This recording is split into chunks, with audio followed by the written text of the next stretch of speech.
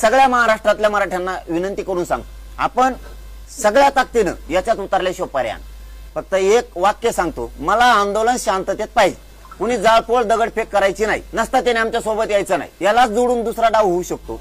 सरकार आपल्यात एखादी टोळी घालू शकते. ते माया नावाच्या घोषणा देईल, मराठा आरक्षणाचे देईल.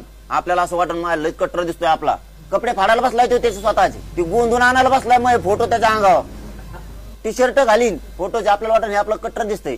आणि नंतर म्हणून देवेंद्र फडणवीस ऐकत नाही, सरकार ऐकत नाही, घाला गोटे. ते सरकारने पाठवलेली टोळी असू शकते, हे लक्षात ठेवा.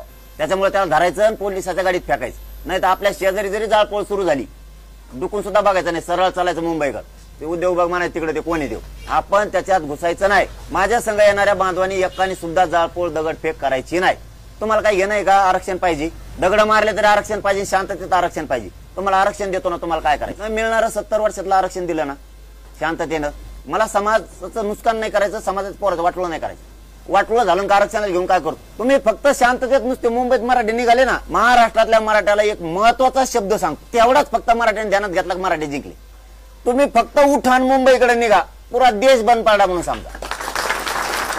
ऑटोमॅटिक काहीच करायचं नाही, नुसतं चालायला लागायचं, मांडी घालून बसायचं. देश बंद पडला, देश, महाराष्ट्राने देश बंद पडला. एवढी ताकद मराठ्याच्या, दगड हाणायची गरज नाही.